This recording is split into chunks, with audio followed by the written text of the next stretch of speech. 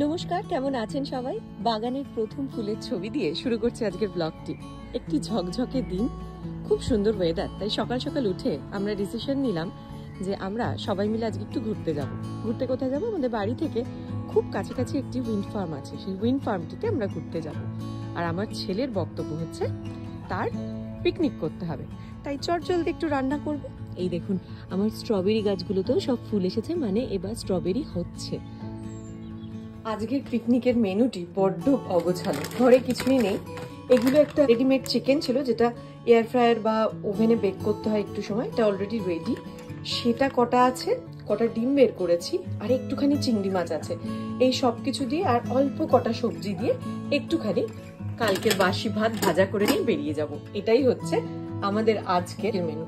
খুব নোংরা অবস্থা পুরো রান্নাঘরের। অ্যাকচুয়ালি শনিবারটা সারাদিনই আমরা ধোলাই দিবস চলে, কিন্তু ওয়েদার ভালো তাই বেরিয়ে যাচ্ছি। ধোলাই দিবস হবে কালকে। আর একটা জিনিসও নিয়ে যাব ভেবেছি, সেটা হচ্ছে একটা caramelise biscuit cheese cake. So দুটোই আছে, আমরা চারজন ভাগ করেই খেয়ে নেব। এখন আর কেনাকাটার সময় নেই। আর কোল্ড ড্রিঙ্কসটাকে একদম ডিপ ফ্রিজে ঢুকিয়ে দিয়েছি, বেশ কিছুক্ষণ খুব চিল্ড হোক, সেটা নিয়ে চলে যাব। চট জলদি সবজি কাটা কমপ্লিট। আর এদিকে ডিম, মাংস, চিংড়ি এগুলোকে সব ভেজে নিয়েছি। একটুখানি পনির ছিল, সেটাও ভেজে নিলাম। এই কোনো মতে সোজা কথা বাঙালির ভাত ভাজা, এটাই করে নিয়ে বেরিয়ে যায়। আমাদের তো পিকনিকের জোগাড় যন্ত্র শেষ। এই একটা মজার জিনিস দেখাই, আমরা ছোটবেলায় পেপসি খেতাম না, ওই আইস স্টিক গুলো, ওগুলো এখানে এইভাবে পাওয়া যায়। বিভিন্ন কোল্ড ড্রিঙ্ককে জমিয়ে এইভাবে করে, এটা ট্যাঙ্গোর, বেশ মজা খেতে। এগুলো আমরা ক্যারি করব। শনিবার, তাই ভদ্রলোকের ফুটবল ছিল। ও ফেরার মধ্যেই আমার রান্নাবান্না কমপ্লিট হয়ে গেছিল। আর সেই ওর পছন্দের ব্রেকফাস্ট। এই ব্রেকফাস্টে খেতে ওর একদমই টাইম লাগে না। ব্রেকফাস্ট খেয়ে চান টান সেরে আমরা মোটামুটি 12:30টার মধ্যে বেরিয়ে পড়েছিলাম। কোথায় যাচ্ছিস? আর পিকনিক? আমাদের মোটামুটি সব গোছানো কমপ্লিট।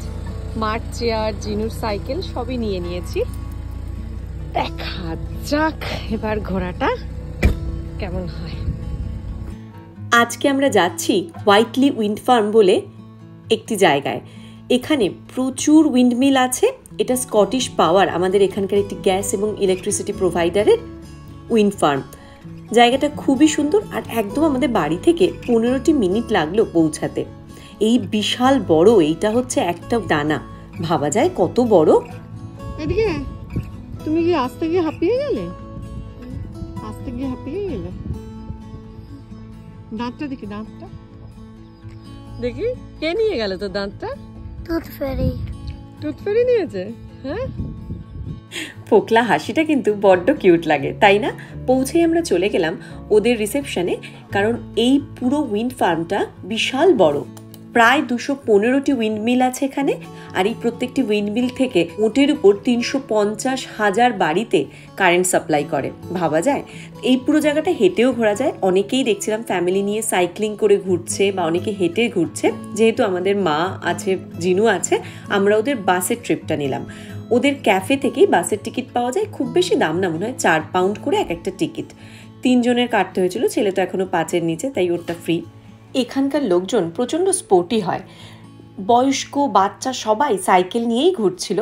আমরা খুব কম লোকই বাসে ছিলাম। বাসে সর্বসাকুল্যে আমরা, আরেকটি পরিবার, আর যে ড্রাইভার সেই গাইড ছিল, এই কজনই আমরা ছিলাম। আর এক ভদ্রলোক তো উইন্ডমিলকে টাচ করতে পারবে ভেবে খুব আনন্দে ছিল। উইন্ডমিল টাচ করতে তোর মজা হবে?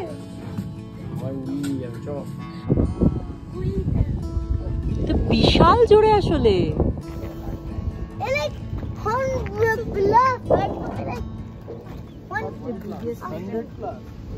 কি আওয়াজটা শুনছো? কি ভয়ঙ্কর।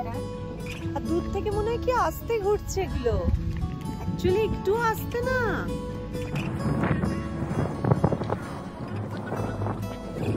আপনারা যদি কেউ যান, বাসের ট্যুরটির একটু টাইম টেবিল দেখে যাবেন। মনে হয় ঘন্টায় বা 2 ঘন্টায় একটি করে আছে। ওখান থেকে আমরা ওদের এক্সিবিশন সেন্টারটিতে চলে এলাম। ছেলের তো খুব আনন্দ, কারণ বেশ কিছু বাচ্চাদের অ্যাক্টিভিটিস ছিল, গেম ছিল, ও অনেকটা এনজয় করলো। তার সাথে আমরাও বেশ ওদের পাওয়ার সাপ্লাইটা কিভাবে ডিস্ট্রিবিউট হয় সব কিছু নিয়ে দেখছিলাম, বেশ ইন্টারেস্টিং।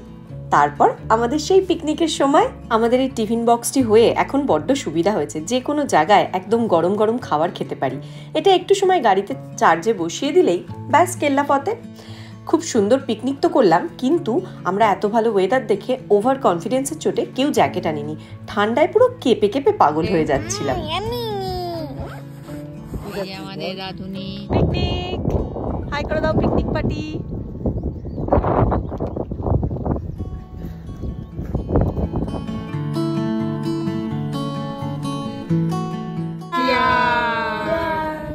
কেমন খেতে মা এটা?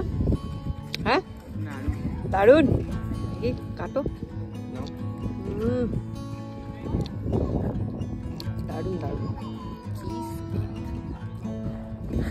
আজকের মতো পিকনিক খতম, থেকে বেরিয়েও এখন প্রচন্ড ঠান্ডা লাগছে, কেউ জ্যাকেট আনেনি, এবার বাড়ি চলে, তাই তো?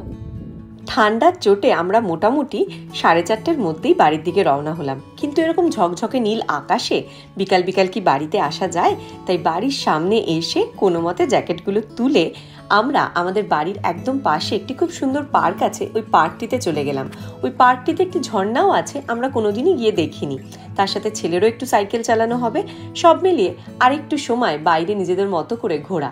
বাড়ি চলে এলেই তো যে যার কাজে ব্যস্ত হয়ে যাওয়া, যতক্ষণ বাইরে থাকা যায় আমার মনে হয় বেশি ভালো ফ্যামিলি টাইম পাওয়া যায়। আর যেহেতু এখানে সামারে সূর্য ডোবে প্রায় রাত্রির 11টায়, তাই ঘরে বসে থাকার তো কোনোই মানে হয় না। বা চতুর্দিক কেমন সবুজ বলো।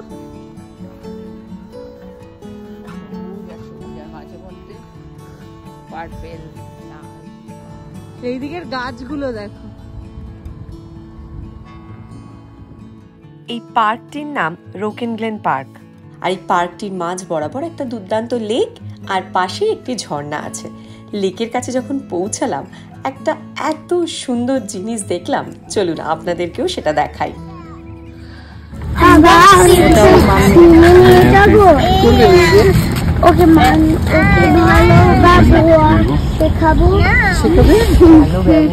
বোঝো কাণ্ড, রাজহাঁসের বাচ্চাকে নাকি সে বাড়ি নিয়ে গিয়ে ভালো ব্যবহার শেখাবে।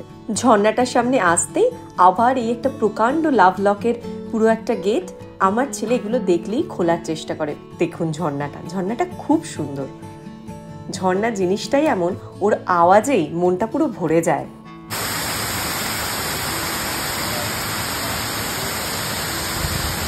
ঝর্ণা দেখা তো শেষ, ঝর্ণা দেখে মনটা ভরে গেল। তারপর আমরা একটা উড ওয়াক দিয়ে হেঁটে হেঁটে একদম পার্কটির আবার সামনে চলে এলাম। এমন জ্বালা, ছেলেটা তো সাইকেল নিয়ে গেছে, ফেরার পথে আর সাইকেল চালাবে না, আর রাস্তাটাও বেশ পাথুরে ছিল। আমরাই তারপর ওই বেঁকে বুকে সাইকেলটাকে টানতে টানতে আনলাম। দেখুন রাস্তা ভর্তি রডোডেনড্রন, দেখে না মনটা ভরে যায়। পার্কটির একদম শুরুতেই একটা বিশাল বড় প্লেগ্রাউন্ড আছে, খুব সুন্দর। আর আমার ছেলের খুব আনন্দ, একটু খেলবে, তাই ওকে আমরা খেলতে দিলামও। প্রায় 8টি ঘন্টা আমি, মা আর সঞ্জীব মিলে বেশ কিছুটা গল্প করলাম, আর ছেলে খেললো পার্কে।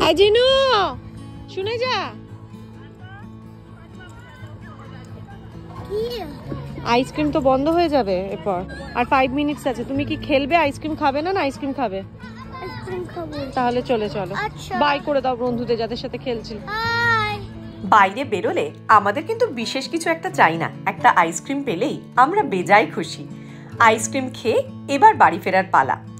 রাত কিন্তু এখনো রাত্রির 8:30। ভাবুন আকাশে কত ঝলমলে রোদ্দুর। ব্লগটি ভালো লাগলে একটু শেয়ার করবেন। ভালো থাকবেন, দেখা হবে পরের ব্লগে। টাটা।